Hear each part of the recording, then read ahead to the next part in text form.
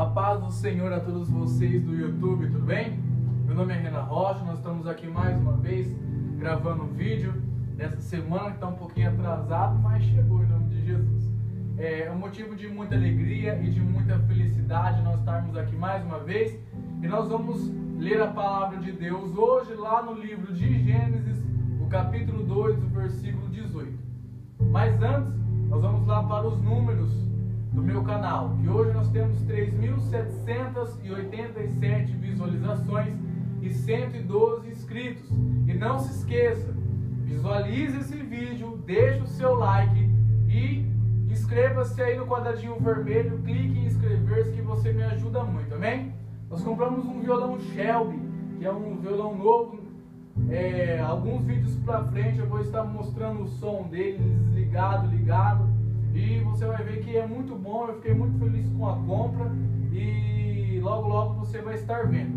Nós vamos comemorar hoje, porque hoje é dia de chuva dourada também. Nós vamos estar comemorando hoje os 100 inscritos do meu canal, porque eu tenho 112, nós vamos comemorar os 100 inscritos, beleza? Vamos lá? Então, 100 inscritos no meu canal, que Deus abençoe você em nome de Jesus e se inscreva aí. Uhul! Glória a Deus, aleluia.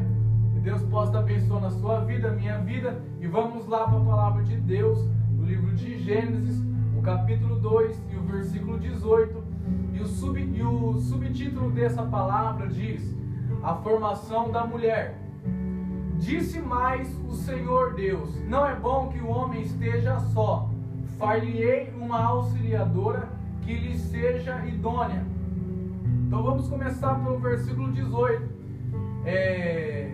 Disse mais o Senhor Deus. Então Deus ele queria acrescentar algo para o homem. E diz: não é bom que o homem esteja só. Far-lhe-ei uma auxiliadora que lhe seja idônea. Quando o Senhor ele diz essas palavras, ele está dizendo que ele criaria ali uma auxiliadora da mesma patente, da mesma altura, que seria um complemento para o homem. Quando ele diz não é bom que o homem viva só, é porque ele estava trazendo ali uma junção, uma multiplicação de forças, que é a mulher, que faz uma participação tanto carnal quanto espiritual, quanto nos planos, nos sonhos, e ajuda o homem de uma forma geral no que ele tem de fazer. E no versículo 19 diz assim: havendo pois o Senhor Deus formado da terra todos os animais do campo e todas as aves dos céus, trouxe-os ao homem para ver como este lhe chamaria. E o nome que o homem desse a todos os seres viventes, esse seria o nome deles. Irmão, eu acho muito interessante essa parte da palavra de Deus, porque aqui Deus ele está dando autonomia, Deus ele está dando autoridade, Deus ele está dando confiança, Deus ele está dando uma tarefa, Deus está dando uma missão, Deus ele está dando uma ordem ao homem. Eu vejo isso muito, trazendo para os dias de hoje, como se Deus ele estivesse nos dando um ministério, Deus ele nos dando uma missão, Deus ele nos dando ali um dom e um talento para que nós louvássemos ao nome dele, para que nós pregássemos ao nome dele. E o Senhor está dizendo que o nome que o homem desse, esse seria o nome dos animais. Então Deus ele mostra uma confiabilidade no homem quando ele dá essa missão a ele. Quando Deus ele delega essa função ao homem, Deus está mostrando ali que entregou autoridade, que entregou unção suficiente e que ele confiava no trabalho do homem, e também que Deus ele, estava ali esperando, tinha uma grande expectativa na vida do homem. E Deus ele tem uma grande expectativa sobre as nossas vidas. Deus ele tem muita expectativa no que nós vamos criar, mesmo que ele saiba de tudo, esteja em todo lugar ao mesmo tempo, nós não vamos surpreendê-lo, é claro, mas que nós possamos retribuir de uma forma à altura o que Deus espera de cada um de nós, da nossa criatividade espiritual, da nossa criatividade, para que nós possamos romper as barreiras e irmos além. E diz assim a palavra de Deus: deu nome o homem a todos os animais domésticos, às aves dos céus e a todos os animais selváticos, Para o homem, todavia, não se achava uma auxiliadora que lhe fosse idônea. Irmão, eu reparo uma coisa muito interessante nesse momento da palavra, que Deus, Ele está dizendo que depois do homem ter terminado todas as obras e todas as tarefas que Deus havia delegado a ele, que Deus havia confiado a ele, não se achou uma auxiliadora, não se achou ainda uma administradora idônea, que fosse do mesmo patamar, que fosse do mesmo nível, que fosse da mesma capacidade que o homem. Então estava havendo a preocupação de Deus, enquanto o homem, veja só que interessante, enquanto o homem estava preocupado, enquanto o homem estava se entregando para o bem maior de cumprir a missão de Deus, enquanto o homem ele estava ali cuidando, dando os retoques, dando ali os mínimos detalhes para cumprir aquilo que Deus havia delegado a ele, enquanto ele se preocupava com as coisas de Deus, Deus estava se preocupando com as coisas dele. Irmão, enquanto você está cumprindo a tarefa que Deus te deu, enquanto você está cumprindo a missão que Deus te deu, enquanto você está cumprindo aquilo que Ele tem delegado a você através da unção e da capacidade que Ele te deu, Deus está cuidando das suas coisas, Deus está cuidando do seu lar, Deus está cuidando da sua família, Deus está cuidando dos seus negócios, Deus está cuidando dos seus relacionamentos, Deus está cuidando do seu corpo, Deus está cuidando da sua mente, para que você nunca possa parar, mas que Ele possa te retribuir tudo aquilo que você tem feito para o reino dEle e para a obra dEle. Muitas pessoas, vamos pular essa parte. Versículo 21 diz assim, você sabe que essa risada aparece no vídeo, né? Lá do quarto que ele viu? Mas dá para ouvir. Versículo 21 diz assim: então o Senhor Deus fez cair pesado sono sobre o homem, e este adormeceu, tomou uma das suas costelas e fechou o lugar com carne. Irmão, aqui quando Deus ele pega Adão e o faz adormecer, eu entendo o seguinte, que no momento em que nós estamos descansando, que no momento ao qual nós estamos ali repondo as nossas energias, que não é a mesma coisa que aconteceu com Adão, mas de certa forma nós estamos fazendo um paralelo aqui. Enquanto nós estamos ali repousando, dormindo, descansando, Deus está pegando todas as nossas obras como se fosse uma semente, plantando, para que Ele possa futuramente surgir frutos, haver frutos sobre as nossas vidas. E a palavra de Deus diz que quando Deus ele pega uma costela de Adão e no lugar dessa costela Ele coloca carne, nós podemos ver que essa parte que é a costela, nós podemos fazer referência a uma semente.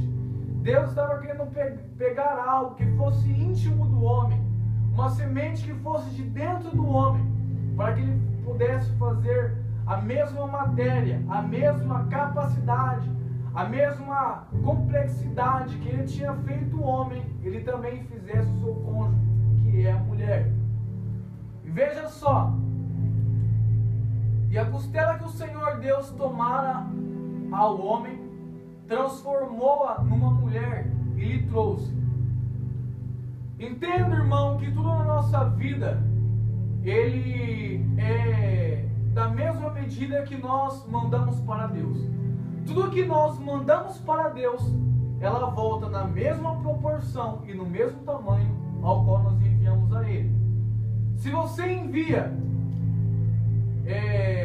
um dia de ódio, de maldade, de intrigas para Deus, esse dia ele vai voltar na mesma proporção que você fez. Se você manda para Deus um dia de glória a Deus, um dia de aleluia, um dia de honra, um dia de glória para o nome dele, esse dia também vai voltar na mesma proporção ao qual ele subiu para Deus. Nós temos que entender que tudo que nós fazemos, tudo aquilo que vai para Deus, uma hora vai voltar. Porque tem o dia que nós plantamos e tem o dia que nós colhemos. E preste bem atenção, Adão começa a fazer a vontade de Deus, fazendo a missão que Deus havia delegado a ele. Então Deus faz ele dormir. Enquanto ele dorme, ele pega uma parte de Adão, que é a costela, e traz para ele na mesma proporção das obras que ele tinha feito à mulher. Agora, mudando um pouco o foco, eu gostaria de falar um pouco para você que é homem, que é mulher, que é casado, que tem um relacionamento. Porque muitos relacionamentos eles não dão certo, ou porque muitos casamentos eles não dão certo, porque há um julgamento desigual, há uma medida desigual, há um peso desigual. Quando Deus ele faz a mulher, ele já toma um dos maiores, que para mim é um dos maiores cuidados. Ele tira a mulher de dentro do homem, da própria matéria do homem, exatamente do meio do corpo do homem, para mostrar que entre o homem e a mulher não há entre os dois um que seja maior ou um que seja menor. Os dois são idôneos, eles são da mesma proporção, eles são da mesma altura, eles são do mesmo nível. E o que acontece? Quando você está em um relacionamento e você diz, isso é seu, e isso é meu, e isso é parcial, e isso é parte sua, e isso é parte minha, e eu não quero isso que é seu, e você não pode pegar isso que é meu. Nós já estamos fazendo divisão, e é uma coisa que Deus não fez, é uma coisa que Deus não criou. Porque preste bem atenção no versículo 23, quando o Senhor diz assim: e disse o homem, esta afinal é osso dos meus ossos e carne da minha carne, e chamar-se-á varoa, porquanto do varão foi tomado. Irmão, quando Deus ele chega para Adão, nós podemos ver aqui que quando Deus ele traz Eva, Adão já percebe que é a criatura, a criação do mesmo nível que ele. Irmão, quando o teu esposo, ou a tua esposa, ou o teu namorado, ou a tua namorada, ou o teu noivo, ou a tua noiva, ele chegar à tua presença, você não pode olhar ele como se ele fosse inferior, ou como ele fosse superior. Você tem que olhar para o seu cônjuge, para o seu companheiro, para o seu administrador ou administradora, para o seu auxiliador ou auxiliadora, da mesma altura, como se a sua outra metade, a sua outra parte, aquilo que te completa, aquilo que te conforta, aquilo que te traz segurança, ele está no mesmo lugar que você. Vocês dois juntos têm que buscar a unção de Deus, a presença de Deus, o aperfeiçoamento em Deus, porque os dois são parte de uma coisa só. E Adão ele consegue enxergar essa mesma altura quando Eva chega diante dele. Ele consegue ver que ele está diante de uma criação que está à altura dele.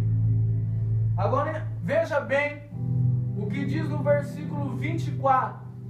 Por isso deixa o homem pai e mãe e se une à sua mulher, tornando-se os dois uma só carne.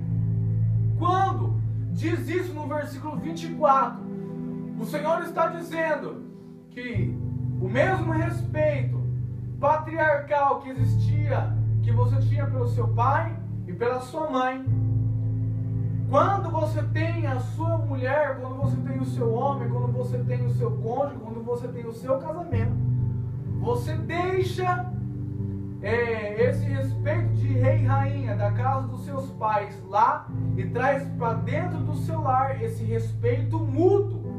Você traz para dentro da sua casa o reino que outra hora você tinha na casa dos seus pais, porque agora você passa de um papel de apenas receber para aquele que provém dentro do seu lar, que provém dentro do seu casamento. Você passa de ser apenas um pedaço para ser agora a cabeça do sistema. Irmão, entenda que você abandona a casa dos pais para que você possa ter a sua própria casa, e a partir daí as coisas mudam, porque as decisões são diferentes, O peso das mudanças são diferentes. E as suas respostas têm que ser diferentes, as suas atitudes têm que ser diferentes, porque agora você vai ter que reger o que acontece dentro da sua casa. Você vai ter que impor as suas regras, as suas leis. Você vai ter que impor os seus costumes dentro do seu lar. Você tem que saber que agora você é o cabeça da oração na sua casa. Você tem que saber que você é o provedor da sua casa. Se acontecer um problema, você tem que ser capaz de resolvê-lo como cabeça da sua casa. E quando eu digo cabeça da sua casa, eu não estou falando só para você homem, mas eu também estou falando para você mulher. Porque a partir daí, se o seu esposo em algum momento ele perde o controle, se o seu esposo ele toma uma decisão errada, aí que vem o motivo de vocês estarem casados, de vocês estarem juntos.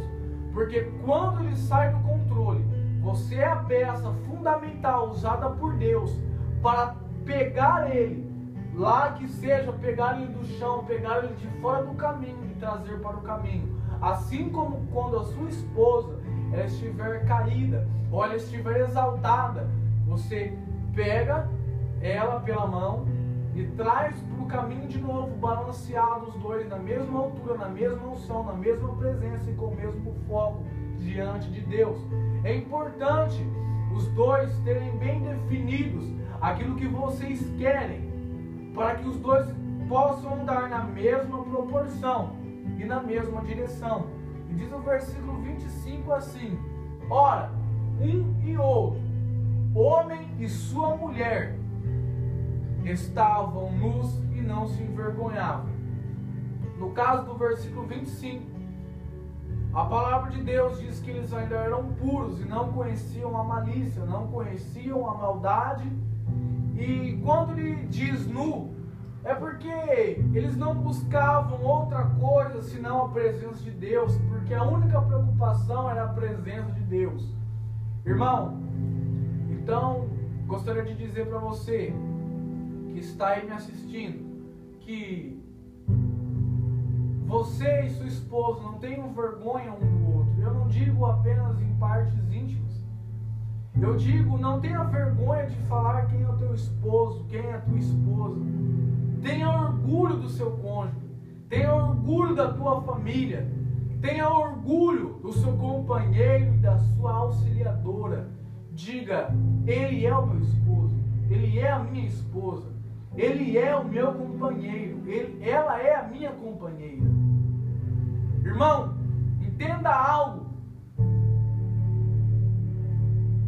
Quando você está na sua casa, você tem que se preocupar com Deus e as coisas da sua casa. Um dos maiores segredos de um casal abençoado e feliz é um casal que se preocupa com a opinião de Deus, que se preocupa se eles estão agradando ou não a Deus, quando eles estão preocupados com o crescimento espiritual. Fora isso daí, meu querido, são detalhes que vocês se acertam com o tempo. Mas eu gostaria de deixar essa palavra: estejam preocupados com a presença de Deus. Busque a Deus dentro do seu relacionamento, porque Deus fez você para ela, assim como fez Ele para você. Então entenda que vocês dois não são inimigos, mas vocês dois são servos de Deus, batalhando pelo mesmo propósito dentro de uma casa. Amém? Então faça o seu melhor, busque a presença de Deus, orem juntos, tomem decisões juntos, pesquisem juntos, vejam juntos, tenham opiniões, mostrem um para o outro quem vocês realmente são, e não tenham vergonha um do outro. Não tenham vergonha de muitas vezes você achar que um é mais inteligente que o outro, que um é mais forte que o outro, que um ganha mais do que o outro, porque quando se está numa casa, isso não tem importância, isso não tem diferença, porque vocês dois são parte de uma coisa só. Entenda uma coisa também que eu quero deixar bem claro aqui para alguns casais que eu já vi isso acontecer. Quando nasce um filho, muitas vezes eu já vi no meio de uma briga uma pessoa falar assim: ah, você não é meu parente, meu parente é o meu filho, eu vou abandonar você e vou levar os meus filhos, porque eles sim são meu sangue. Irmão, mais do que sangue, você e seu companheiro ou companheira, vocês são carne da mesma carne e osso do mesmo osso. Então entenda uma coisa, dentro de uma casa e dentro de um casal, o cônjuge é mais importante do que os filhos. Isso mesmo, você me entendeu. O seu esposo, a sua esposa é mais importante do que o seu filho e a sua filha. Os seus filhos vão ser uma bênção, eles são uma bênção, eles futuramente serão uma bênção. Mas entenda que se você mostra para o seu filho esse sinal de fraqueza no seu relacionamento, provavelmente no relacionamento dele ele também vai demonstrar essa mesma fraqueza. Porque se você demonstra para o seu filho que você respeita o seu esposo e a tua esposa, ele vai ver que ali não se brinca. Ele não vai fazer uma pergunta para você e se você negar, depois ele vai perguntar para o seu companheiro se pode ou não. Porque ele já entendeu que vocês dois agem em uma mesma força, em uma mesma resposta, em uma mesma proporção.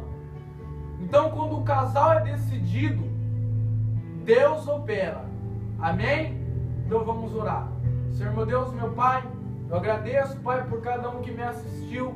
Que o Senhor abençoe a semana desse seu filho, dessa sua filha, e que a palavra tenha sido passada com a tua presença, com a tua graça, com a tua glória, com o teu poder e com a tua majestade. Que o Senhor venha nos trazendo, Senhor, a restauração, nos trazendo, Pai, o consolo, nos trazendo, Senhor meu Deus, meu Pai, a bênção e o refrigério em nome de Jesus. Que Deus abençoe e até a próxima. Fiquem com Deus.